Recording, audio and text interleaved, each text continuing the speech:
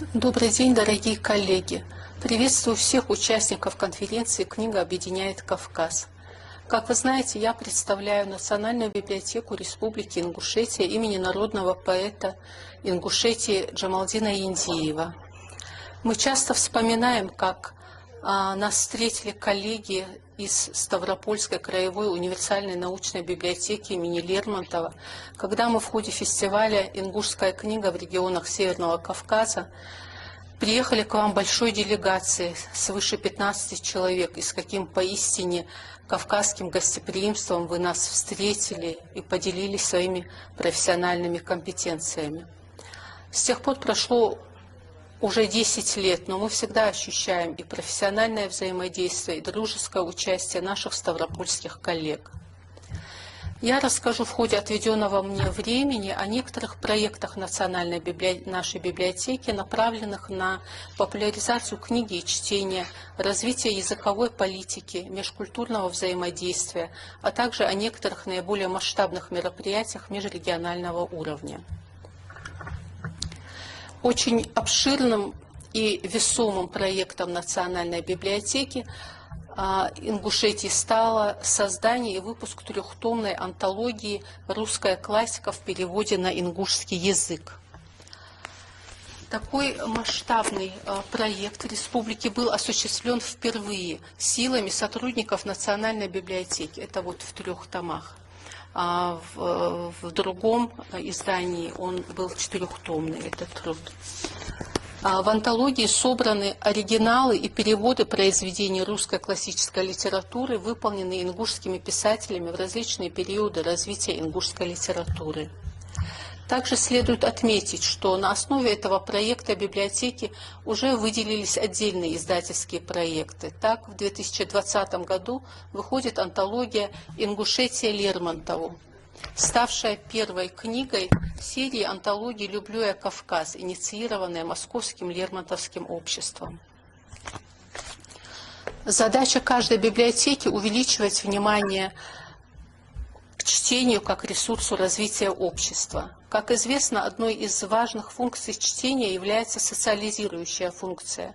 В нашей библиотеке активно действует социальный проект «Книга на природе». Это организация экскурсий для людей с ограниченными возможностями здоровья по культурно-историческим местам с чтением классической и краеведческой литературы. Еще один социальный и рекреационный проект под названием «Книга. Одна из дорог» – это проект совместный с ОФСИН России по Республике Ингушетия. Это серия воспитательных, просветительских и реабилитационных мероприятий в СИЗО города Карабулак для лиц, находящихся под следствием. К участию в этом проекте привлечены писатели, поэты, богословы, юристы, общественные деятели, которые проводят беседы, выступления, презентации с целью помощи оступившимся людям стать на правильный путь. Лекции транслируются также и по радиорубке, что делает их доступными не только для заключенных, но и подозреваемых и обвиняемых. Литературное, художественное слово формирует множественные связи, объединяет Кавказ с богатейшей общероссийской культурой. Одним из интересных проектов для детей, объединяющих посредством книги и чтения, является наш межрегиональный проект «Литературное ожерелье народов России». Проект предусматривает создание детьми школьного возраста или из регионов России видеопрезентаций лучших национальных детских произведений. Мы получили изумительные ролики, где-то даже мини-спектакли из разных уголков страны, где дети читают произведения на языках народов России. Среди них русский, эрзянский, азербайджанский, немецкий, башкирский, ингушский и другие языки. Еще одна практика, которой хотелось бы поделиться, возникла на дистанционке во время ковидных ограничений. Это мультимедийный проект «Вай-Багавбуцум. Наш фольклор». На основе 10-томной антологии ингушского фольклора, изданной в нашей республике, с притчами, легендами, сказаниями создаются сюжетные видеоролики на 2 языках, русском и ингушском. Они носят поучительный, воспитательный характер и в то же время раскрывают богатство национальной культуры и традиций. Важнейшая составная часть библиотечной деятельности – это, конечно же, просветительские мероприятия. Остановимся на некоторых из них. Наиболее масштабным мероприятием стала межрегиональная научно-практическая конференция «Актуальные проблемы сохранения родного языка в языковой политике региона», которая состоялась в конце 2021 года в республике. Конференция была организована Российским комитетом программы ЮНЕСКО «Информация для всех» и Межрегиональным центром библиотечного сотрудничества. Со стороны Республики Ингушетия организатором форума выступила Национальная библиотека.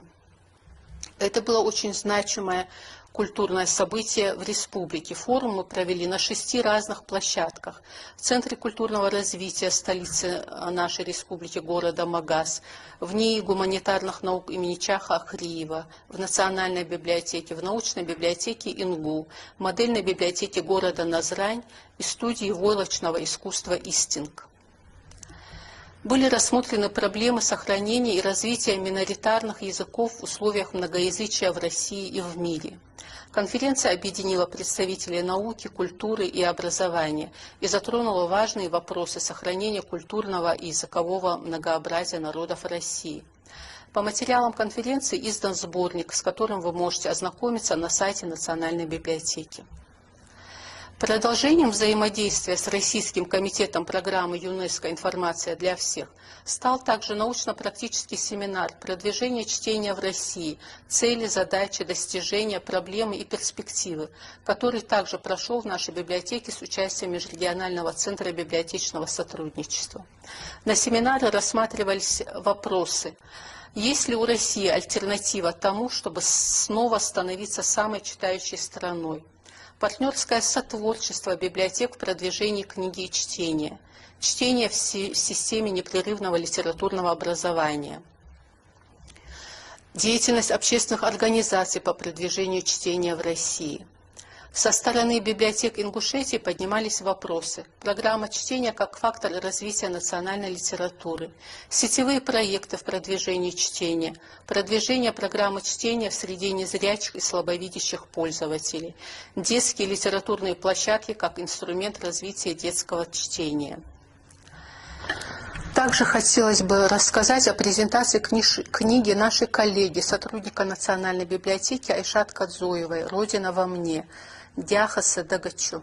Эта книга вышла в числе первых 4 книг в России в общероссийском проекте Ассоциации союзов писателей и издателей России «Местоимение».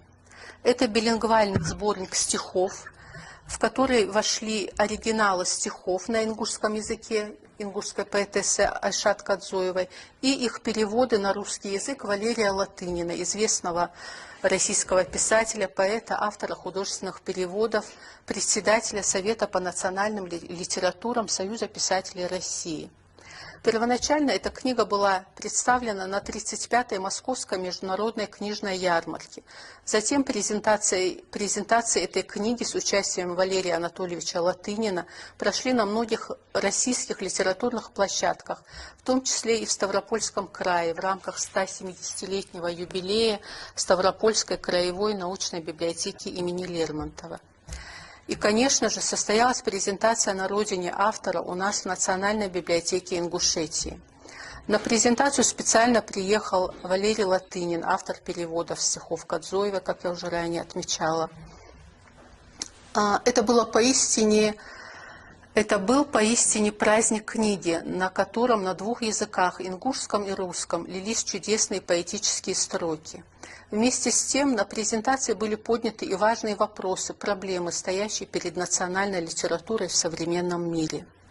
Эта презентация и сама книга, естественно, стали важной вехой в интеграции ингушской национальной литературы в общероссийскую литературу и культурное пространство. В этом году у нас запланирован ряд мероприятий в рамках сотрудничества с Государственным Лермонтовским музеем-заповедником Тарханы к 210-летию со дня рождения Михаила Юрьевича Лермонтова.